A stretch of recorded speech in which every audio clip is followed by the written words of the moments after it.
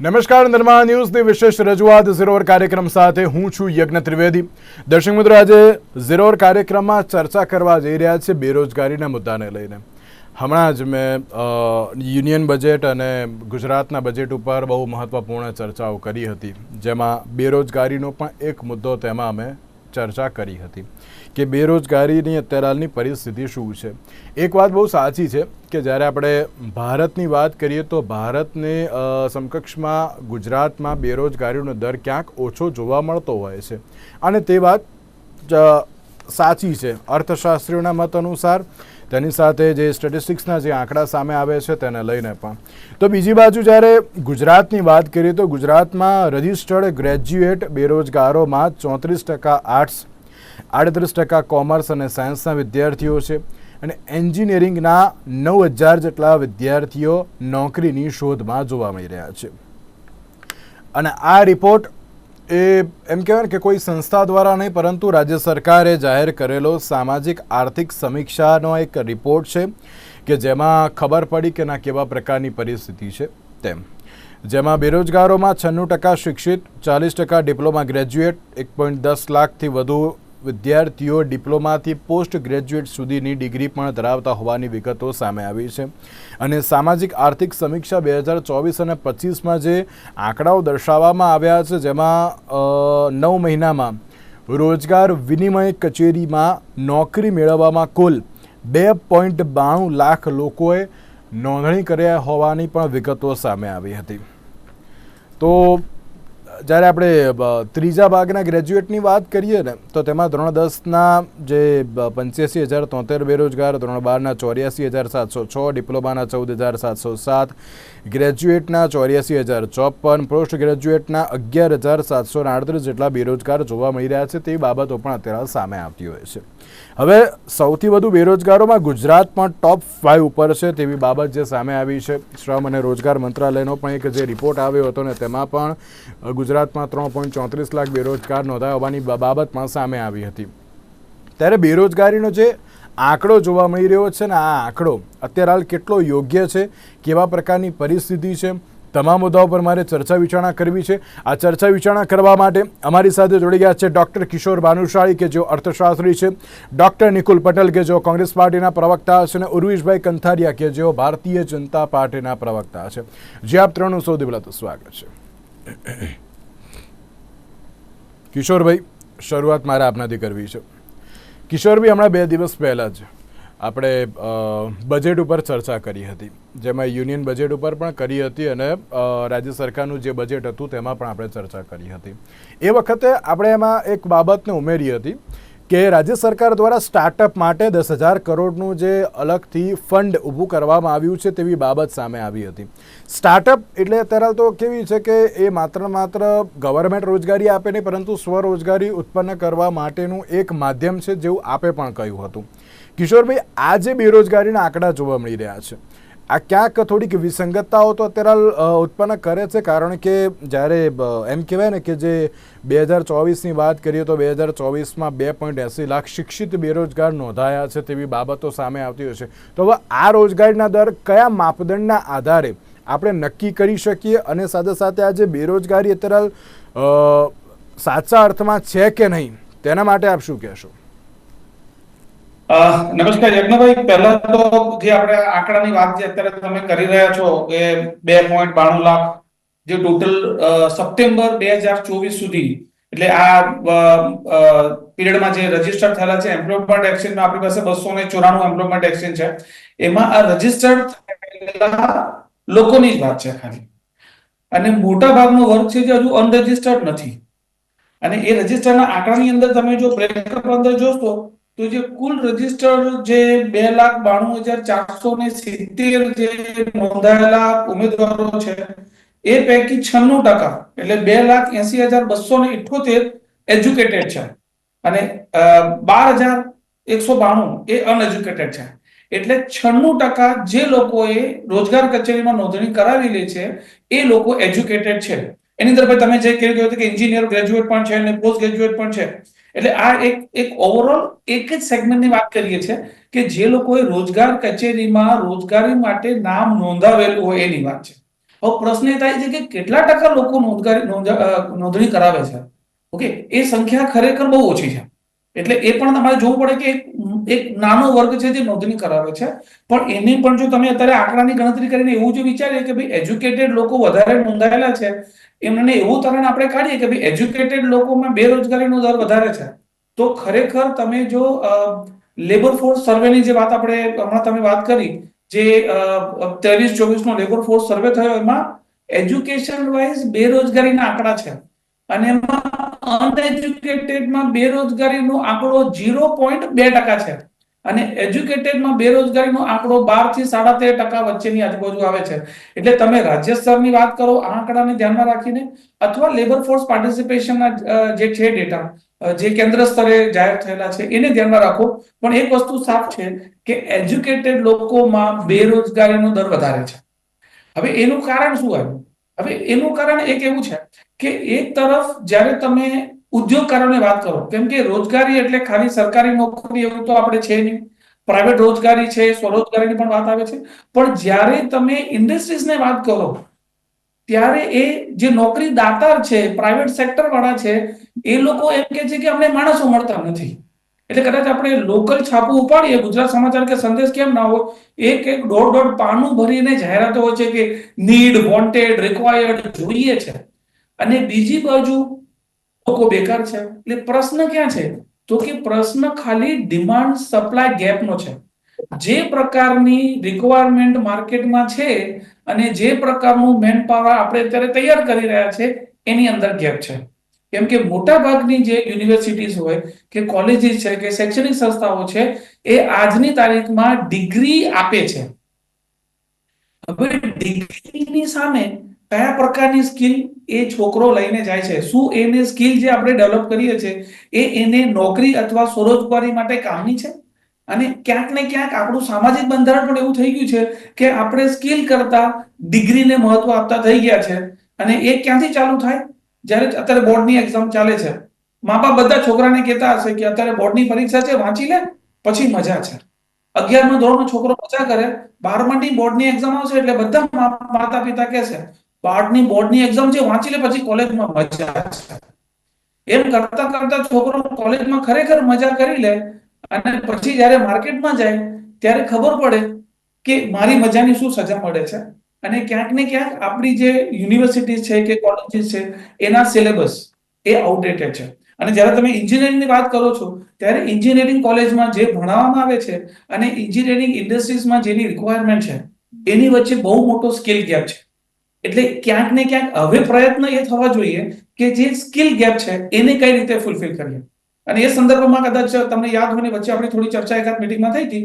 World economic ફોરમે દુનિયાની 1000 ટોપ લેવલની કંપનીઝનો આખો સર્વે કર્યો, એ લોકોના સીઈઓ ને એક્ઝિક્યુટિવને પૂછ્યું, અને આખો ફ્યુચર ઓફ જોબ રિપોર્ટ 2025-2030 એટલે આવતા 5 વર્ષમાં કયા પ્રકારની જોબની ડિમાન્ડ છે અને કયા પ્રકારની સ્કિલ લોકોને જોઈએ છે, એનું તમે જો થોડુંક એનાલિસિસ કરો ને તો એ લોકો સ્કિલની વાત કરે છે, leadership, communication, problem solving, reasoning abilities, AI ની વાત કરે છે. તો એ પ્રકારની જે સ્કિલની જે વાત ત્યાં છે, અને જો હું અત્યારે કોઈ પણ યુનિવર્સિટીના કોર્સ સ્ટ્રક્ચરને જો તો ખબર પડે કે ભાઈ જે પ્રકારની સ્કિલની ભવિષ્યમાં જરૂર પડવાની છે એ પ્રકારની સ્કિલ આપણે આપતા જ નથી, જેથી કરીને ભણ્યા પછી પણ છોકરો માર્કેટમાં ચાલતો નથી. એ એક મોટો ગેપ છે જ્યાં આપણે બહુ ફૂલફિલ કરવું પડે. સ્ટાર્ટઅપની વાત કરીએ તો સ્ટાર્ટઅપમાં એક નોન ફેક્ટ છે કે 90 થી 95% સ્ટાર્ટઅપ ફેલ જાય છે. યુનિકોર્ન ગણ્યા ગાંઠ્યા સ્ટાર્ટઅપની પોલિસી છે, પણ જરૂર નથી કે બધા સ્ટાર્ટઅપ થાય એટલે ચાલે છે. 90-95% સ્ટાર્ટઅપ તમારા ફેલ થાય છે, કેમ કે સ્ટાર્ટઅપ જ્યારે ઇન્ક્યુબેશન સ્ટેજ ઉપર હોય ત્યારે જે પ્રકારનું એને વાતાવરણ મળવું જોઈએ, પછી ફાઇનાન્શિયલ સપોર્ટની વાત હોય કે માર્કેટની વાત હોય, ખાલી એક યુનિવર્સિટીમાં કે ઇન્ક્યુબેશન ચાલુ થવાથી કે સ્ટાર્ટઅપ સક્સેસફુલ થતા નથી. આજે બાયજૂસ જેવા સ્ટાર્ટઅપ ફેલ થઈ શકતા હોય તો બીજા નોર્મલ સ્ટાર્ટઅપની તમે વાત ક્યાં કરશો? એટલે એક તરફ સરકારે ઉદ્યોગો માટેની એક નીતિ તો બનાવે છે, એ લોકોને પ્રોત્સાહનની વાત પણ આવે છે, પણ સાથે સાથે જે શૈક્ષણિક સંસ્થાઓ છે એ લોકોને ઇન્ડસ્ટ્રી સાથે લિંક કરવાની વાત છે, કે જે ઇન્ડસ્ટ્રી મને કે એઝ એન એજ્યુકેશન ઇન્સ્ટિટ્યૂટ કે મને આ પ્રકારના મેન પાવરની રિક્વાયરમેન્ટ છે, એના પ્રમાણે હું કોર્સ ડેવલપ કરું, સ્કિલ ડેવલપ કરું, અને જ્યારે હું સ્કિલ ડેવલપ કરું ત્યારે મારી કોલેજમાં કે મારી યુનિવર્સિટીમાં ખાલી ટીચર નહીં ભણાવે, ઇન્ડસ્ટ્રીઝ વાળો પણ એમાં ઇન્વોલ્વ હશે, જેથી કરીને એ છોકરો તૈયાર થયા પછી ઇન્ડસ્ટ્રીઝમાં સીધી રીતે એમ્પ્લોયેબલ થાય એવો છે. અને આ એન્જિનિયરિંગનો પ્રશ્ન તો આઈઆઈટીમાં આવી ગયો. વચ્ચે ન્યૂઝ હતા કે આઈઆઈટીના 36% આઈઆઈટીના ગ્રેજ્યુએટ જોબલેસ છે. એટલે આ એક વૈશ્વિક સ્તરે અથવા દેશના સ્તરનો પ્રશ્ન છે, જેને બહુ ગંભીરતાથી લેવો પડે. નહીં તો શું થશે, આપણે અત્યારે જે ડેમોગ્રાફિક ડિવિડન્ડની વાત કરીએ છીએ કે ભારત પાસે એક વૈશ્વિક સત્તા બનવાનો એક તક છે, કેમ કે આપણી પાસે ડેમોગ્રાફિક ડિવિડન્ડ છે. 15 થી અથવા યંગ પોપ્યુલેશનમાં આપણે યંગેસ્ટ નેશન છે. હવે જો ડેમોગ્રાફિક ડિવિડન્ડમાં આ જે યંગ પોપ્યુલેશન છે એ જો સ્કિલ નહીં હોય, એ જો એમ્પ્લોયેબલ નહીં હોય, ઓકે, તો તમારી પાસે આખું ડેમોગ્રાફિક ડિવિડન્ડની જે તક છે જતી રહેશે, અને 25 વર્ષ પછી આ તમારી યંગ પોપ્યુલેશન એજિંગ પોપ્યુલેશન બનીને તમારા ઉપર બર્ડનમાં આવી જશે. એટલે બહુ મહત્વનો મુદ્દો છે અને ખરેખર એના પર બહુ મોટી ચર્ચા થવી જોઈએ. યજ્ઞભાઈ, છે ને, બહુ જ સાચી અને મહત્વપૂર્ણ કિશોરભાઈએ બહુ જ વાત કરી કે જેમાં મારે આજે છે ને હવે કોઈ રાજકારણ પર વાત નથી કરવી. રાજકારણ પર વાત કરીશું ને તો ક્યાંક ડિબેટ બીજા સ્તરે અત્યારે તો જઈ શકે તેવી બાબત પણ અત્યારે જોવા મળે છે. હા, આપણે રાજકારણ બેઝમાં હું વાત કરીશ, પણ મારે સૌથી પહેલી બાબત મારે નિકુલભાઈ આપને પૂછવી છે. આપ તો શિક્ષણની સાથે આટલા વર્ષોથી સંકળાયેલા છો ને, જે કિશોરભાઈ એક બાબત જે કહી તેની ઉપર ચોક્કસથી ફોકસ કરવાની એક જે બાબત સામે આવી છે કે અત્યારના સમયમાં દરેક લોકો સ્કિલ બેઝડ સ્ટુડન્ટ્સને શોધી રહ્યા છે. ડિગ્રી નહીં પણ સ્કિલ જોઈએ. અત્યારે ગમે તેમ કરીને સ્કિલ અત્યારે ડેવલપ કરો અથવા તો કરાવો. પણ જ્યારે આપણે ગુજરાતની વાત કરીએ ને, આમાં પછી થોડુંક રાજકીય પણ બાબત આવી જાય છે નિકુલભાઈ. ગુજરાતની વાત કરીએ તો આપણે ક્યાંક ડિગ્રીની ઉપર ચલો ફોકસો કરવામાં આવે છે, પણ જે સ્કિલ વધારવાની જે બાબત જોવા મળતી હોય, યુનિવર્સિટી દ્વારા સ્કિલ કેવી રીતે વધારવામાં આવે, તેમાં કેવી રીતે નવી નવી અત્યારે તો ઇનોવેશનની બાબત પણ અત્યારે વાત કરવામાં આવે, એવી કોઈ બાબતો નથી જોવા મળતી કે જેના કારણે શિક્ષિત બેરોજગારો અત્યારે વધી ગયા છે તેવી બાબત સ્પષ્ટપણે જોવા મળી છે. આપ તો એન્જિનિયરિંગના પણ જે વિદ્યાર્થીઓને જોતા હશો, આપ જે પોસ્ટ ગ્રેજ્યુએટ હોય કે પછી ગ્રેજ્યુએટ હોય, પછી તમામ સ્તરના તમે તો વિદ્યાર્થીઓને નિકુલભાઈ જોયેલા છે, તમે એમને જે રીતે તમે શિક્ષણનું જ્ઞાન પણ આપેલું છે. તો શું લાગે છે અત્યારે સ્કિલ બેઝડ સ્ટુડન્ટ્સમાં ક્યાંક અત્યારે તો ઘટાડો જોવા મળી રહ્યો છે કે પછી માત્ર કિશોરભાઈ એક બાબત બહુ સાચી કહી કે કોલેજ લાઈફ એટલે માત્ર ફરવા માટેની લાઈફ, એવું પણ ક્યાંક લોકો સમજતા હોય છે, એટલે કે સ્ટુડન્ટ્સ ક્યાંક સમજતા હોય છે. નિકુલભાઈ, શું કહેશો આપ? સૌ પ્રથમ તો હું એવું કહેવા માંગીશ કે જ્યારે વિદ્યાર્થી 10મા ધોરણમાં હોય ત્યારે એ પોતાના જે સ્ટ્રીમ છે એ નક્કી કરે છે, અને એની શું કહેવાય ગુણવત્તાભર અને એની આવડત પ્રમાણે એ આર્ટ્સ, કોમર્સ અને સાયન્સ એવી રીતના ક્ષેત્રમાં જાય છે. અને આપણે સાયન્સ, તમે એન્જિનિયરિંગની વાત કરી તો હું ડેફિનેટલી સાયન્સ સ્ટ્રીમ પર ફોકસ કરીશ. સાયન્સ સ્ટ્રીમમાં જેનો અભ્યાસક્રમ છે એને બેઝિક ફંડામેન્ટલ નોલેજ આપે છે, જે એને એન્જિનિયરિંગ કે મેડિકલ જેવા ક્ષેત્રમાં આગળ વધવા માટે પ્રેરિત કરે છે.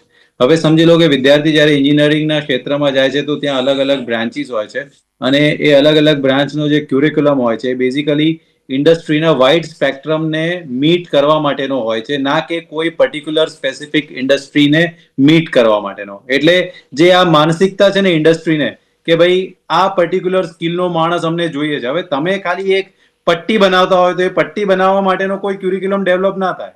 એ પટ્ટી બનાવવા માટે મિકેનિકલ એન્જિનિયરિંગની અંદર એને પ્રોડક્શન બી ભણાવવું પડે, થર્મલ બી ભણાવવું પડે, અને એને શું કહેવાય કે ઇન્ડસ્ટ્રીયલ એન્જિનિયરિંગ બી ભણાવવું પડે. પણ જે પર્ટિક્યુલર જે પ્રોબ્લેમ છે એ ક્યાં છે? ધારો કે એકેડેમિક ઇન્સ્ટિટ્યૂટ એક પર્ટિક્યુલર ક્યુરિક્યુલમ ડિઝાઇન કરે છે કે એને એક મિકેનિકલ એન્જિનિયર કે ઇલેક્ટ્રિકલ એન્જિનિયર તૈયાર કરવો છે, અને સમજી લો L&T વાળો કે હું તો સ્વિચ ગિયર બનાવું છું, મને સ્વિચ ગિયર મેન્યુફેક્ચરિંગ કે સ્વિચ ગિયરનો એક ક્યુરિક્યુલમ સ્ટાર્ટ કરીને એને સ્કિલ રિલેટેડ માણસો અમને આપો, તો એ વસ્તુ કોઈ દિવસ મેચ નથી થવાની. હવે વાત રહી કે કોઈ બી વ્યક્તિ ગ્રેજ્યુએટ થાય તો એક એનું બેઝિક નોલેજ તૈયાર થાય છે, એનું અન્ડરસ્ટેન્ડિંગ તૈયાર થાય છે.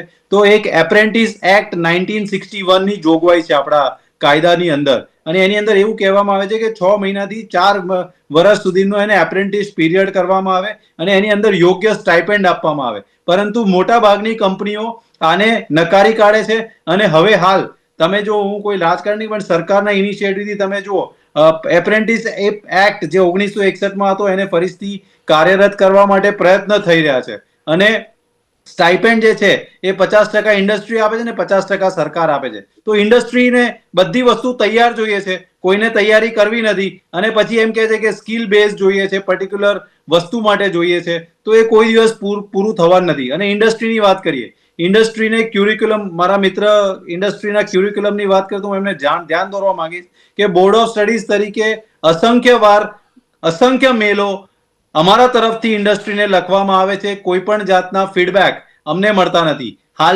હાલના જ એક્ઝામ્પલ આપીશ, હું પોતે બોર્ડ ઓફ સ્ટડીઝનો ચેરમેન છું. એરોસ્પેસ એન્જિનિયરિંગનો અમે ક્યુરિક્યુલમ ડિઝાઇન કરી રહ્યા છે. અમે મેલ લખ્યું, અમે કીધું કે આ સમયે તમે તમારો સમય ફાળવજો, તો કે ના, તમે રવિવારે રાતના મીટિંગ રાખો. ઇન્ડસ્ટ્રી વાળા એવું કહે, તો રવિવાર રાત્રે થોડી મીટિંગ રાખવાની હોય. તમારે જો કોન્ટ્રીબ્યુટ કરવું હોય તો તમારે બી સમય કાઢવો પડશે. એમની પાસે સમય નથી અને એકેડેમિક સંસ્થાઓ પર થોપવાની વાત કરે છે, એ વસ્તુ યોગ્ય નથી.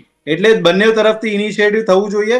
અને ખાસ કરીને જે સ્કિલ બેઝ એજ્યુકેશનની વાત છે, એમાં તમારી ઇન્ડસ્ટ્રીએ એક જે એકેડેમિક પ્રોગ્રામ થ્રુ જે બેઝિક ફંડામેન્ટલ નોલેજ ગ્રો થયું હોય એના આધારે તમારે તમારી જે રિક્વાયરમેન્ટ હોય એ પ્રમાણે તમારે જ ટ્રેનિંગ આપવી જોઈએ, ના કે ક્યુરિક્યુલમની અંદર મોડિફાઈ કરવાનું.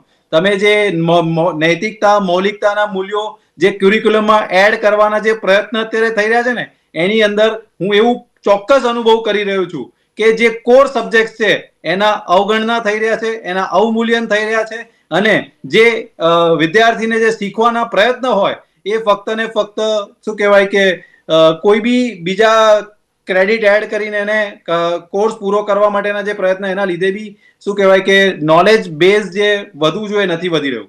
તો મારી તો એક જ રિક્વેસ્ટ છે કે ઇન્ડસ્ટ્રી એકેડેમિક્સ પર ના થોપી દે, પોતે બી ઇનિશિયેટિવ લે અને એપ્રેન્ટિસ એક્ટ જે છે એની અંદર યોગ્ય સ્ટાઇપેન્ડ આપવામાં આવે, જેથી એમની જે જરૂરિયાત છે એ પ્રમાણે માણસ તૈયાર થાય અને દરેક લોકોને એપ્રેન્ટિસ એક્ટમાં જોગવાઈઓમાં શું કહેવાય એને અવસર આપી અને એને ટ્રેન કરવું જોઈએ. તો તમારી જરૂરિયાત પ્રમાણે માણસ તૈયાર થશે.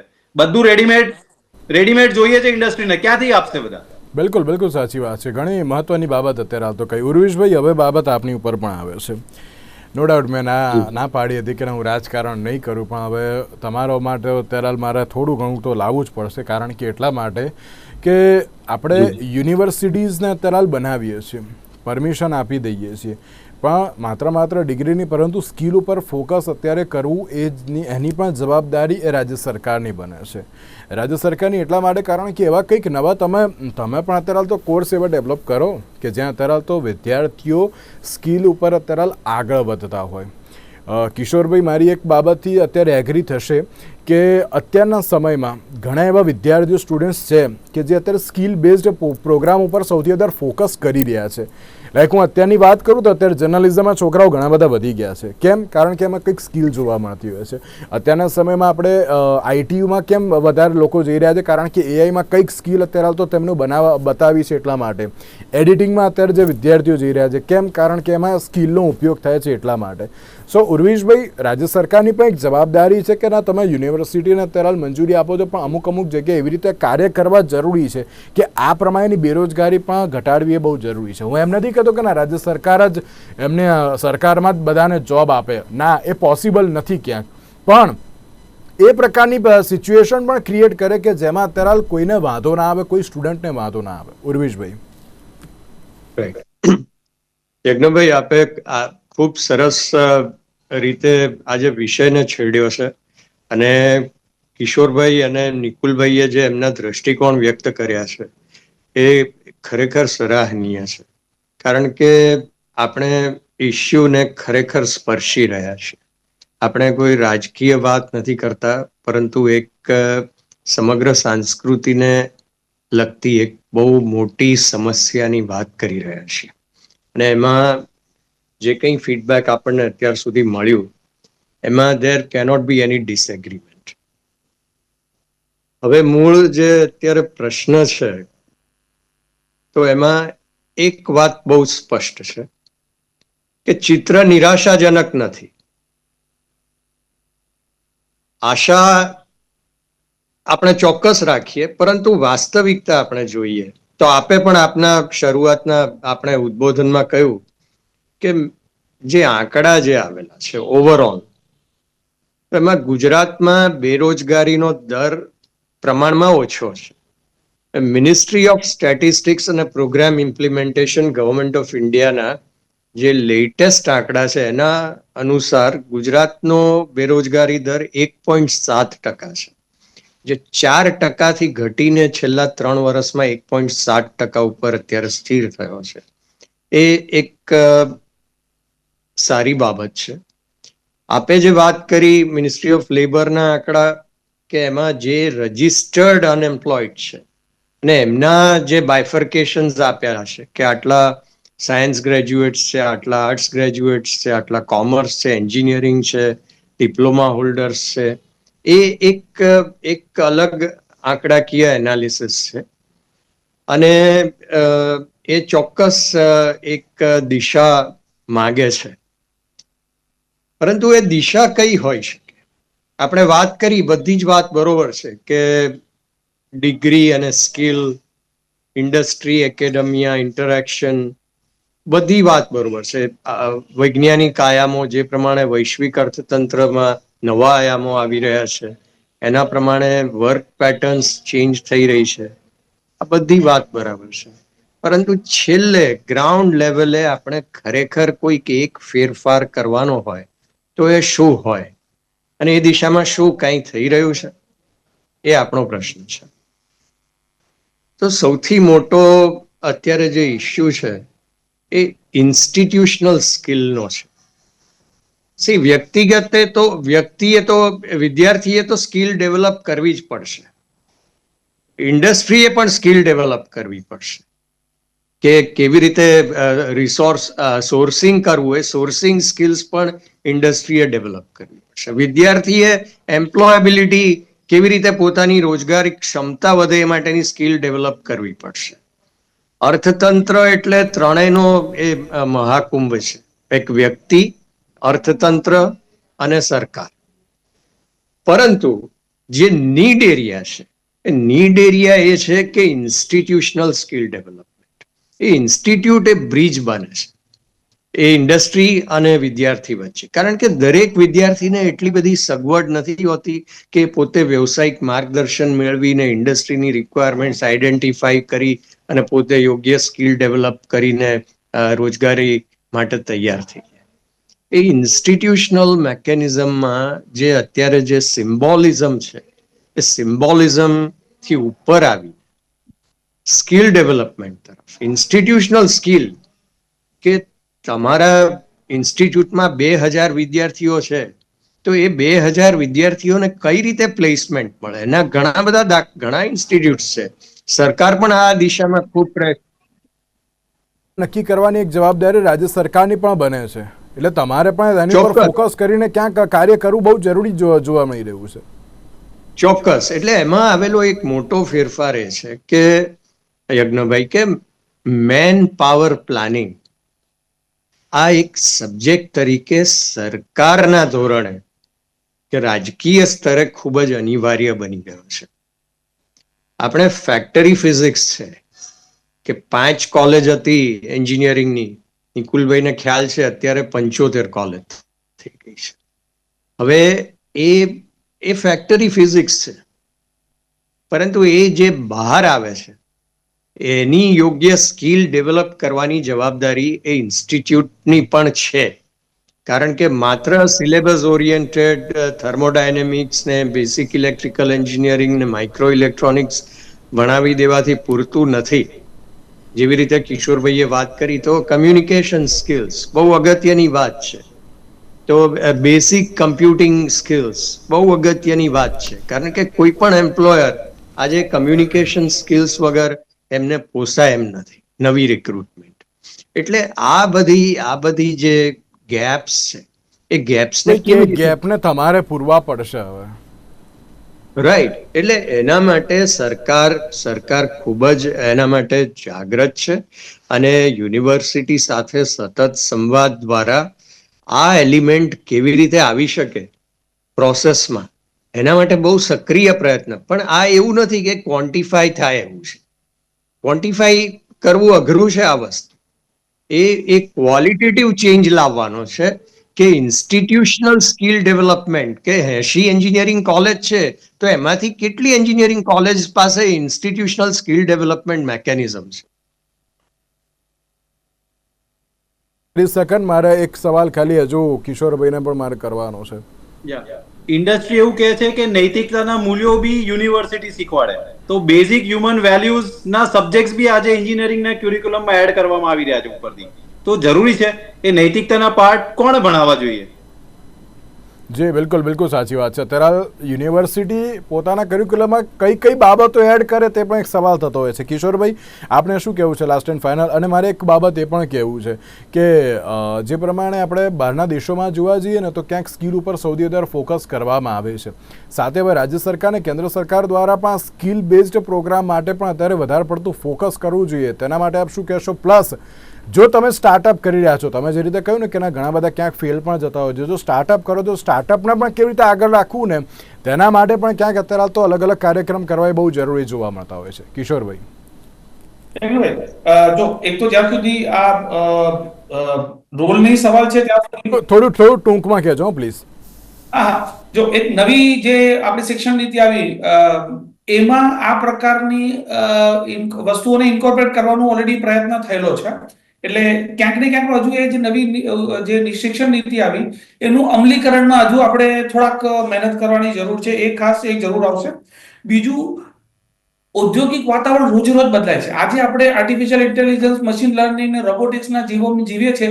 જે પ્રકારની ટેકનોલોજી જેમ જેમ બદલાય છે તેમ તેમ આપણા શૈક્ષણિક સ્તરે કોલેજ હોય, યુનિવર્સિટી હોય, ટીચર્સ હોય પણ એ પ્રમાણે બદલાતા જવું પડે છે. એટલે ક્યાંક ને ક્યાંક એવું થાય છે કે જે નીતિ વિષયક નિર્ણય લેવાના હોય એ લેવાય ને ત્યાં સુધી ટેકનોલોજી ફરી બદલાઈ ગઈ હોય છે. બહારના દેશોમાં જે પ્રકારનું વાતાવરણ છે એમાં એવું છે કે મોટા ભાગે સ્કિલ ડેવલપમેન્ટ છોકરાઓનું સ્કૂલ લેવલથી ચાલુ થઈ જાય. એટલે સ્કૂલના છોકરાઓને પણ નાની મોટી સ્કિલ, જે સેલ્ફ લાઈફ સ્કિલ કહેવાય, શીખવાડતા હોય છે. આપણે ત્યાં હજુ એ કલ્ચર આવ્યું નથી. આપણે ત્યાં જ્યારે નોકરી કે ધંધાનો પ્રશ્ન છોકરો ક્યારે કરશે? ભણ્યા પછી નોકરીનું વિચારશે. ભણતા ભણતા શું નોકરી કરવી અને ખરેખર જે કરિયર કાઉન્સેલિંગ, જેને એક શબ્દ કહેતા હોય, કરિયર કાઉન્સેલિંગની બહુ મોટી નીડ છે.